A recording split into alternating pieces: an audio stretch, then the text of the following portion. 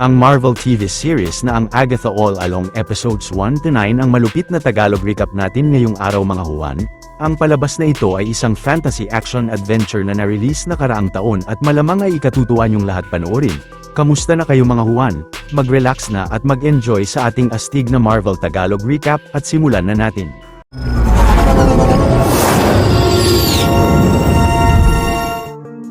Ang detective na si Agnes O'Connor ng Westview Police Department ay pumunta sa isang crime scene. Ang forensic expert na si Herb ay pinaliwanag kay Agnes na napag-alaman nilang pagkabagsak sa isang malaking bagay ang kinamatay ng labi. Kalaunan pagharap ni Agnes sa labi ay napansin niyang kulay itim ang mga daliri ng babae at nakakita siya sa insidente ng isang makalumang brooch. Ilang saglit ay nagtungo si Agnes sa pawnbroker na si Norm upang ipasuri ang brooch at nalaman ng lalaki na isa pala itong locket na naglalaman ng mga hibla ng buhok. Maya-maya pagbalik ni Agnes sa headquarter ay sinabi sa kanya ni Chief Jones na lumabas sa resulta ng forensic na ang nakolekta nilang dumi sa labi ay galing sa Eastern Europe kaya't posibleng dinala ito mula roon papunta sa lugar nila. Pagkatapos ay pumunta sa headquarter ang FBI agent na si Rio Vidal at pinaliwanag niya kay Agnes na tila biglang napunta ang labi sa insidente na parang isang mahika dahil walang nagalaw na kahit anong bagay sa paligid nito. Pero hindi pinaniwalaan ni Agnes si Rio at pinaalis niya siya sa opisina niya. Pagsapit ng gabi pag-uwi ni Agnes sa bahay niya ay hindi nagtagal ay napansin niyang may magnanakaw na nanloob sa bahay at nang sinubukan niyang habulin ito ay bigla itong nasagasaan ng isang kotse. Agad na dinala ni Agnes ang binatang magnanakaw sa interrogation room ng headquarter nila ngunit pagharap niya sa binata ay nagbigkas siya ng mga Latin na kataga kaya't dinala niya ito sa kulungan. Maya-maya ay naisipan ni Agnes na imbestigahan sa morgue ang labi ng babae subalit nakita niyang biglang lumitaw sa tag na ito pala ay ang Scarlet Witch na si Wanda Maximoff. Nagpakita naman roon si Rio at sinabing hindi Agnes O'Connor ang pangalan niya kundi Agatha Harkness at nasa ilalim siya ng spell ng Scarlet Witch. Pero dahil patay na si Wanda at nawasak na ang Darkhold ay maaari nang makalaya si Agatha at agad na ginawa nga niya ito. Ilang saglit ay napansin ni Agatha na nasa aktwal na bahay na niya siyang walang suot at napag-alaman ng babae sa kapitbahay niyang si Herb na 3 taon na siyang nakatira sa Westview habang nasa spell ni Wanda. Pagbalik ni Agatha sa bahay ay napansin niyang wala na siyang kapangyarihan at nakulong pala niya ang binata sa aparador. Ngunit biglang pumasok si Rio ng bahay sa witch na anyo niya pero nang inatake si Agatha nito ay buong lakas na nakipaglaban siya rito. Subalit magaling na na-overpower si Agatha ni Rio dahil sa kawalan niya ng kapangyarihan at tatapusin na siya nito. Pero nasabi ni Agatha na hindi siya nanaising tapusin ni Rio ng walang kapangyarihan kaya't kinumbinsi niya siyang hayaan munang mabalik muli ang kapangyarihan niya. Sumang-ayon si Rio kay Agatha sapagkat posibleng matapos rin naman siya ng Salem 7 na nais rin siyang mapatay at umalis na ito ng bahay. Maya-maya nang paalis na si Agatha sa bahay bago pa siya maabutan ng Salem 7 ay pinakiusapan siya ng binata na dalhin siya sa Witches Road. Binunyag ng binata na nalaman niyang si Agatha ang tanging nakasurvive sa Witches Road at siya ang nakasira ng spell ni Wanda sa kanya. Nais ng binata na mapuntahan ang dulo ng Witches Road upang magkaroon rin ng kapangyarihan at posibleng doon rin mabalik ang kapangyarihan ni Agatha. Ngunit nang tinanong ni Agatha ang pangalan ng binata ay biglang hinarang ang bibig niya ng isang sigil spell at naging interesado siya rito.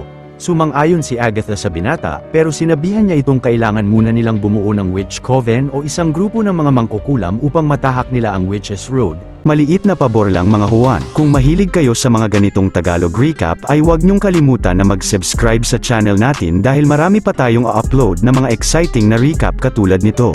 Ilang saglit ay pinasok ni na Agatha ang shop ni Lilia na isang psychic reader at divination witch ngunit gamit ang kapangyarihan ni Lilia ay nalaman niya ang pakay ng dalawa. Agad na tumanggi si Lilia kay Agatha dahil posibleng makuha nito ang kapangyarihan niya. Pero nasagot ni Agatha na mahihigop niya lang ang kapangyarihan ni Lilia kapag inatake niya siya subalit tumanggi pa rin si Lilia at gamit ang kapangyarihan niya ay naglista siya ng iba pang witch na marirecruit nila. Pero nagkataon na kasama ang pangalan ni Lilia sa listahan at iniwan ng binata sa shop ang address ni Agatha bago sila umalis. Maya-maya ay pumunta naman ng dalawa sa cosmetic shop ni Jennifer na isang potion witch upang kumbinsihin siyang sumali sa coven nila papuntang Witches Road, dahil yun na ang pagkakataon ni Jen na matanggal ang spell na nakakapigil sa paggamit ng kapangyarihan niya. Nang tumanggi si Jen ay iniwanan rin siya ng binata ng address ni Agatha bago sila lumabas ng shop. Pagkatapos ay pumunta sina Agatha sa Westview Shopping Mall upang puntahan ang protection witch na si Alice na nagtatrabahong security personnel sa isang shop. Naisipan naman ni Agatha na lagyan ng bulsa ng binata ng produkto ng shop at nang pinatakbo niya siya ay mabilis na napigilan nito ni Alice. Paglapit ng supervisor ay nagsinungaling si Agatha na sinaktan ni Alice ang binata at agad na tinanggal siya nito sa trabaho. Nagmadaling hinikayat ni Agatha si Alice na sumali sa coven nila at tahakin ang Witches Road dahil posibleng malaman niya rito ang dahilan ng pagkamatay ng kanyang ina. Subalit nasagot ni Alice na hindi totoo ang Witches Road at inalisan niya sila. Pero maya-maya pagbalik sa Westview ng dalawa ay napagdesisyonan ng tatlo na magpunta sa bahay ni Agatha ngunit nasabi nilang kailangan nila ng isang Green Witch para sa Witches Road. Si Agatha naman ay naisipang lapitan ang kapitbahay niyang si Mrs. Hart o si Sharon at inaya niya siyang sumama sa party raw nila. Agad na sumang-ayon si Mrs. Hart sa kanya at nang sisimula na nilang buksan sa basement ang Witches Road ay pinaghintay ni Agatha ang binata sa sala.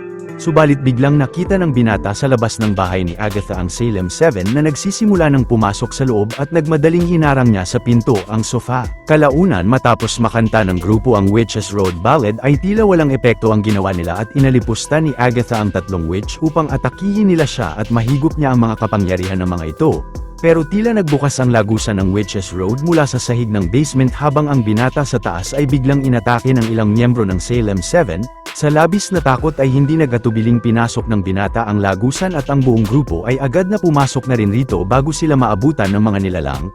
Ilang saglit nang nasa harap na sina Agatha ng Witches Road ay tinanggal nila ang mga sapatos nila bago tahakin ang kalsada. Si Mrs. Hart naman ay nasabing nakidnap siya nina Agatha ngunit hindi siya makatawag sa mga pulis dahil wala siyang makuhang signal roon. Ilang saglit ay nakakita ang grupo sa di kalayuan ng isang mansyon at agad na nilapitan nila ito. Nang pinasok nina Agatha ang mansyon ay biglang nagbago ang mga kasuotan nilang lahat. Pagkatapos ay nakakita sila sa lamesa ng isang bote ng wine at maliban sa binata ay napagpasyahan nilang inumin ito upang masimulan na ang trial nila. Subalit kalaunan ay biglang namaga ang mga mukha ng grupo na tumagal ng ilang minuto at na-realize ni Jen na may Alewives Revenge Poison ang alak na pagtagal ay ikamamatay nila kapag hindi sila nakagawa ng paraan. Si Mrs. Hart naman ay uminom uli ng wine at nawala ng malay pero bilang potion witch ay agad na sinimulang gumawa ni Jen ng antidote at inatasan niya ang lahat na kolektahin ang mga sangkap na kailangan niya. Subalit habang naghahanap sa buong mansyon ang bawat miyembro ng coven ay biglang nakaranas sila ng mga halusinasyon na isa ring epekto ng lason. Nakita ng grupo ang mga pinakamasalimuot na mga karanasan nila na labis na kinatakot nilang lahat pero matapos mawala ng mga halusinasyon ay nagawa nilang makuha ang mga sangkap. Subalit napansin nilang tila nasa ilalim ng karagatan ang mansyon at nagsisimulang pumasok roon ang tubig.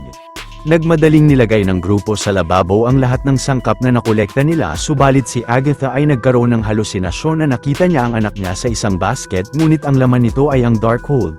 Kalaunan ay naalala ni Jen na ang huling sangkap na kailangan nila ay dugo ng hindi nakainom ng alak at agad na hiniwa ni Agatha ang palad ng binata upang itulo ang dugo niya sa antidote. Pagkatapos ay ininom ng buong grupo ang antidote at pinainom rin nila si Mrs. Hart at nagbukas ang lagusan palabas ng mansyon. Mabilis na binuhat naman ni Agatha si Mrs. Hart papasok ng lagusan bago patuluyang pasukin ng tubig ang buong mansyon. Ngunit paglabas nila sa lagusan ay napansin ng binata na binawian na ng buhay si Mrs. Hart. Malungkot na nilibing nila si Mrs. Hart sa tabi ng Witches Road ngunit na-realize ng grupo na kasalanan nila ang pagkamatay ng matanda dahil isang baso lang ang napainom nila sa kanya imbis na dalawa dahil 2 beses itong nakainom ng wine.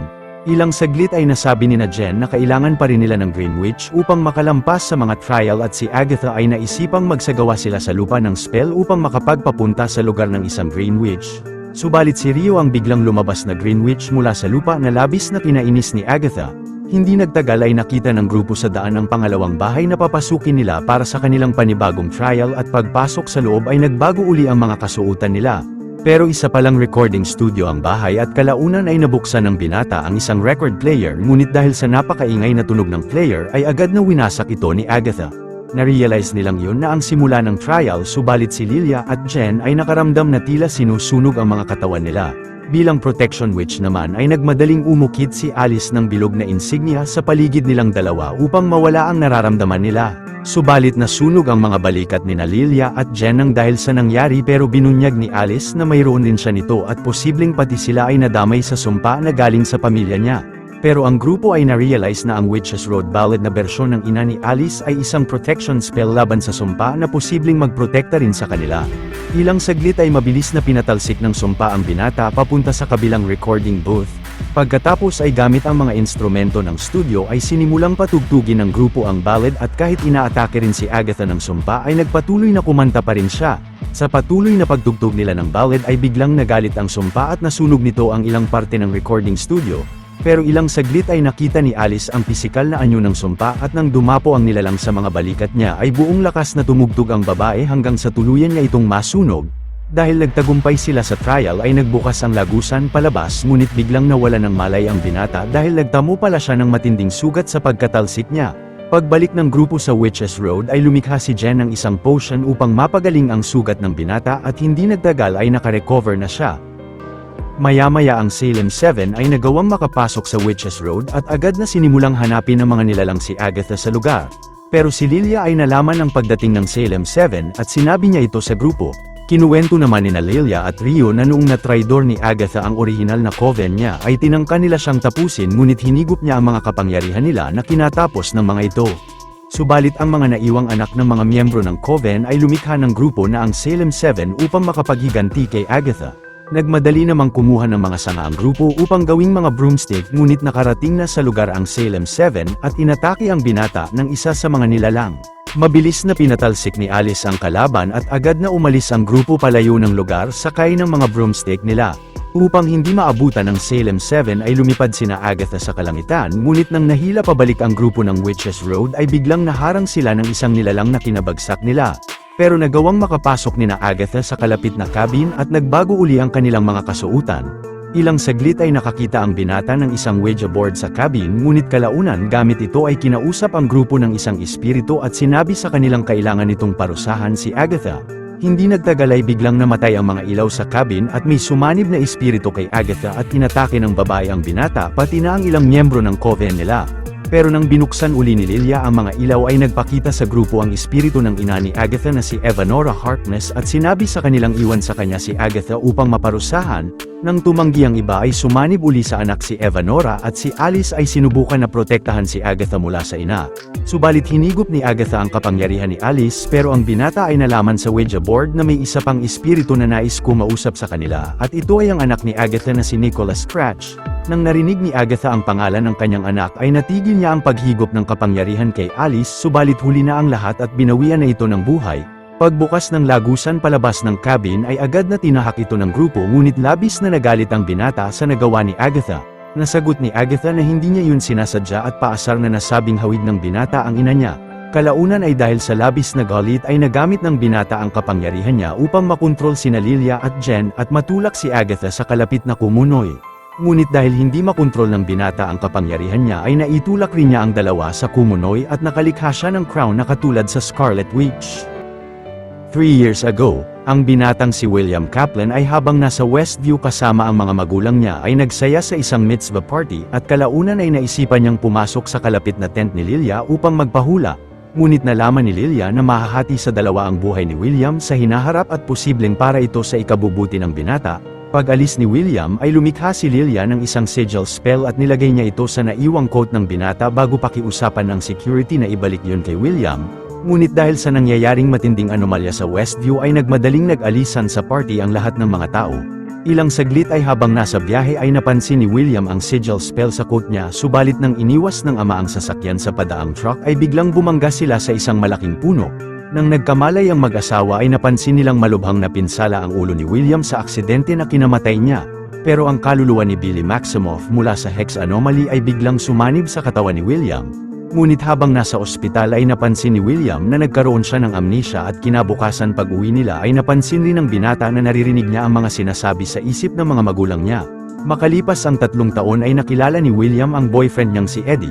Nakwento ni William kay Eddie na matapos ang aksidenteng nangyari sa kanya noon ay napansin niyang ibang tao na siya ngunit dahil nagkaroon siya ng amnesia ay hindi niya alam kung sino talaga siya. Pagkatapos ay dinala ni William si Eddie sa silid niya kung saan niya pinag-aaralan na posibleng may kinalaman ang Hex Anomaly ng Westview sa nangyari sa kanya.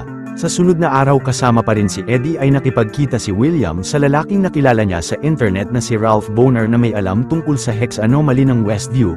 Kinuwento ni Ralph na habang naninirahan siya noon sa Westview na kontrol ni Agatha at Wanda ay doon niya nakilala ang mga anak nitong sina Billy at Tommy. Ngunit ang pagkakaalam ni Ralph ay naglaho ang magkapatid nang tinanggal ng Scarlet Witch ang Hex sa Westview at si Agatha ay naiwan sa lugar habang nasa spell pa rin ni Wanda. Maya-maya pagbalik ni William sa kwarto niya at habang nakikinig ng Witches Road Ballad ay nakaisip siya ng plano at agad na pumunta siya ng Westview. Dahil naman ayon sa spellbook ni William na kailangan niyang makakuha ng personal na bagay ni Agatha upang matanggal ang spell sa kanya ay palihim na pumasok siya sa bahay ng babae upang kunin roon ang locket nito. Ngunit biglang nabagsak ni William ang lampshade sa table at agad na hinabol siya ng babae. Pero nang biglang bumangga si William sa kotse ni Mrs. Hart ay nagawa siyang maabutan ni Agatha at dinala siya ng babae sa bahay niya. Hindi nagtagal ay gamit ang spellbook ni William ay sinubukan niyang tanggalin ang spell kay Agatha ngunit kinulong siya nito sa closet, pero kalaunan ay natanggal na ang spell kay Agatha at kinumbinsi niya ang babae na dalhin siya sa Witch's Road. Napunta na sa kasalukuyang panahon ng istorya kung kailan si Agatha ay nagawang makaahon mula sa Kumunoy habang si Billy ay winasak ang sigil spell niya. Ngunit kalaunan ay narealize ni Agatha na ang nais ni Billy sa dulo ng Witch's Road ay mahanap ang kapatid niyang si Tommy. Napagdesisyon na ni Billy na magpatuloy na maglakad sa kalsada nang hindi kasama si Agatha ngunit napansin niyang hindi niya makontrol ang kapangyarihan niya. Kaya't mabigat ang kalooban na naglakad si Billy sa Witch's Road kasama si Agatha, samantala ang dalawa ay bumagsak sa underground tunnel ng Witch's Road at nang nagkamalay si Lilia ay nakita niya roon si Rio na ang makapangyarihang nilalang pala na ang Death. Pero dahil nakita ni Lilia ang hinaharap ay sinabi niya kay Jen na ang tumulak sa kanila sa Kumunoy ay si Billy na ang anak ng Scarlet Witch. Maya-maya ay mapupunta sina Billy sa isang trial at kailangan ng mga ito ang tulong nila ngunit agad na nagtago sa sulok ang dalawa nang napadaan ang Salem 7 roon upang hanapin si Agatha. Kalaunan ay nakakita sina Agatha ng isang kastilyo sa di kalayuan at pagpasok nila rito ay nagbago uli ang mga kasuotan nila. Pagkatapos ay nakita ni Billy sa gitna ang isang table na may mga tarot card at na-realize nilang parte yon ng trial nila. Subalit nang sinubukang magbasa ni Billy ng mga tarot card para kay Agatha ay isa-isang nahuhulog ang ilang mga espada mula sa malawak na kisame ng kastilyo. Hindi nagtagal ay mula sa tunnel ay nakakita sina Lilia ng lagusan papunta sa kastilyo at pagpasok ng dalawa ay nagbago rin ang kanilang mga kasuutan. Pagkatapos ay agad na binasahan ni Lilia si Billy ng mga tarot card sa table subalit nagbabagsakan pa rin ang mga espada sa kisame habang nagsisimula itong bumaba papalapit sa kanila. Nang mahuhulugan ng espada si Lilia ay mabilis na tinulak siya ni Agatha. Kalaunan ay inamin ni Lilia kay Billy na siya ang naglagay ng sigil spell sa binata upang magkaroon siya ng oras na makilala pa ang sarili dahil nakita ng babae ang future niya. Pagkatapos ay naisipan ni Lilia na basahan ng tarot ang sarili at sa pagkakataon na ito ay nalapag niya sa table ng tama ang lahat ng baraha. Ang huling tarot card ay ang Death at agad na nilapag ito ni Agatha bago pa sila masawi sa mga espada ng kisame at nagbukas ang lagusan palabas ng kastilyo. Nabunyag naman sa lahat ni Lilia na si Rio ang orihinal na Green Witch na ang Death bago niya sila palabasin ng gusali. Pagkatapos ay nagpaiwan sa loob si Lilia upang harapin ang Salem 7 at nang binaliktad niya ang isang tarot card ay biglang bumaliktad din ang kastilyo. Nahulog ang lahat ng miyembro ng Salem 7 sa mga espada ng kisame subalit si Lilia na pilit na kumapit sa table ay nakabitaw rito at nasawi rin siya sa mga espada. Habang nalulungkot ang dalawa sa sakripisyo na ginawa ni Lilia para sa kanila ay agad na lumabas ng lagusan si Agatha at nakaharap niya si Rio. Nasabi ni Death kay Agatha na kailangan niyang mapigilan si Billy na malipat ang kaluluwa ni Tommy sa isang taong mamamatay na rin katulad ng nagawa nito sa sarili. Sapagkat napipinsala ni Billy ang sagradong balanse ng mundo.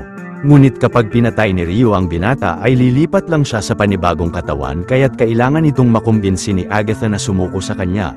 Sumang-ayon naman si Agatha kay Death pero ang kapalit ay hindi na niya siya tutugisin na sinang-ayunan rin ni Rio bago siya umalis ng Witch's Road gamit ang kapangyarihan niya. Pagkatapos ay sinabihan ni Agatha sina Billy na kailangan nilang tapusin ang Witch's Road at biglang nadapa ang babae sa naiwan nilang mga sapatos sa kalsada. Napansin ng tatlo na bumalik sila sa simula ng Witch's Road pero na-realize ni Billy na hinubad nila ang mga sapatos nila bilang respeto sa kalsada pero ngayon ay naisipan niyang huwag galangin ito at sinuot ang sapatos niya. Kalaunan ay biglang nagising sina Billy na nasa loob ng mga body bag habang nasa isang basement para sa huling trial nila. Napansin naman ni Jen na mga grow light ang mga ilaw sa silid at posibleng kailangan nilang magpatubo roon ng halaman ngunit wala silang makitang mga kagamitan. Hindi nagtagal ay inasar ni Agatha si Jen na hindi siya makakatulong sa trial nila dahil wala siyang kapangyarihan. Hanggang sa inamin ni Agatha na siya ang naglagay ng spell kay Jen upang hindi niya magamit ang kapangyarihan niya.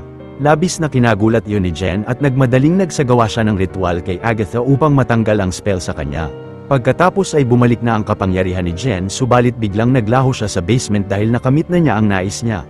Ilang saglit ay binunyag ni Agatha kay Billy na ang kaluluwa ni Tommy ay walang masaniba na katawan kaya't hindi niya ito mahanap. Pero magagawa ito ni Billy para kay Tommy at kinumbinsi niya siyang hanapin nila ang kaluluwa ng kapatid niya. Habang nakaupo ay ginabayan ni Agatha si Billy sa huling memorya niya kasama si Tommy hanggang sa nahanap niya ang kaluluwa ng kapatid at naisanib niya siya sa katawan ng isang binatang nalunod. Subalit biglang naglaho rin sa basement si Billy, ngunit nang napansin ni Agatha na patuloy na namamatay ang mga ilaw ay naisipan niyang hawakan ang buhok ni Nicholas sa locket niya. Pagkatapos ay nakakita si Agatha ng isang buto ng dandelion sa locket at gamit ang luha niya ay agad na tinanim niya ito sa sahig. Pero dahil sa huling grow light sa kisame ay tumubo ang buto at nagawang makalabas ni Agatha mula sa basement, subalit hinihintay na pala siya sa labas ni Death at dahil posibleng lumipat lang sa ibang katawan ang kaluluwa ni Billy ay napagpasyahan ni Rio na tapusin siya. Napansin ni Agatha na hindi bumalik ang kapangyarihan niya kahit pa natapos niya ang mga trial at si Death ay inatake siya ng mga bubog mula sa mga bintana ng bahay. Sinubukang lumikha ni Agatha ng insignia sa sahig ngunit walang kahirap-hirap na inihipan nito ni Death pero mabilis na nakaiwas ang babae sa pangalawang atake sa kanya nito. Subalit gamit ang mga sanga sa lupa ay ginapos ni Death ang katawan ni Agatha pero agad na pinatalsik siya ni Billy dahil nagawa na niyang makontrol ang kapangyarihan niya bilang ang Wiccan. Napagdesisyonan naman ni Billy na ipahigop kay Agatha ang kapangyarihan niya upang manumbalik ang lakas ng babae at pinakiusapan nito ng binata na huwag kunin ang buong kapangyarihan niya. Ngunit si Death ay sinabing kukunin niya ang buhay ng isa sa kanila at ang isa ay hahayaan niyang makaalis roon. Mabilis na pinatalsik naman ni Death si Billy at si Agatha ay buong lakas na kinalaban ang nilalang, subalit nagawa siya nitong mapabagsak ng napakadali. Kalaunan pagbangon ni Wiccan ay pinatalsik niya rin si Rio papasok sa loob ng bahay, ngunit dahil hindi nila magagapi si Death ay napagpasyahan ni Agatha na isakripisyo ang sarili sa nilalang. Subalit pagbangon ni Death ay matapang na nasabi ni Billy na siya ang kunin niya at agad na sumang-ayon sa kanya si Agatha dahil yun ang napagkasunduan nila ni Rio. Nalinlang pala ni Agatha si Billy pero nang kukunin na siya ni Death ay tinanong niya sa isip ng babae kung sa ganoong paraan rin ba nasawi si Nikki. Dahil sa narinig ay naisipan ni Agatha na halikan si Death upang mahigop ang kapangyarihan niya at upang ikamatay niya ito. Pagkatapos ay bumagsak sa sahig si Agatha at mabilis na naagnas ang katawan niya sa lupa hanggang sa tuluyan siyang lumubog rito. Kalaunan ay hinayaan ni Death si Billy na makaalis ng Westview ngunit pagbalik ng binata sa silid niya ay napansin niyang karamihan sa mga kagamitan niya roon ay katulad sa itsura ng Witch's Road at biglang na-realize niyang gamit ang malakas na kapangyarihan niya na katulad sa kanyang ina ay nagawa niyang malikha ang buong Witch's Road. Noong 1750 kung kailan iluluwal ni Agatha ang anak nila ni Death ay bigla siyang nilapitan ng kasintahan upang kunin ang sanggol dahil hindi ito dapat na mabuhay. Nang pinigilan ni Agatha si Death ay nasabi ng nilalang na oras lang ang maibibigay niya sa kasintahan upang makapiling pa ng mas matagalang sanggol. Pinangalan ng Nicholas ni Agatha ang anak at ilang saglit ay nakakita siya ng isang coven ng mga mangkukulam ngunit nang tinanggap nila siya ay walang awang hinigop niya ang mga kapangyarihan ng mga ito. Pagkalipas ng 6 na taon ay nagnakaw si Nikki sa isang grupo ng mga mangkukulam upang mapalapit sila kay Agatha at mabilis na hinigop niya ang mga kapangyarihan nila. Pinaliwanag naman ni Agatha sa anak na upang makasurvive ay pumapatay sila ng mga mangkukulam at hindi sila maaaring makisama sa kanila dahil sila ang papatayin ng mga ito.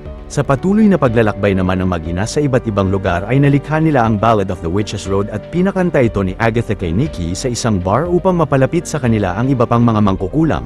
Ngunit nang may isang witch na lumapit kay Nikki ay nagmadali siyang lumabas ng bar. Maya-maya ay napansin ni Agatha na inuubo si Nikki at pagsapit ng gabi ay nagpahinga sila sa gitna ng kakahuyan. Subalit habang natutulog si Agatha ay dumating sa lugar si Death at kinuha ng nilalang ang kaluluwa ni Nikki.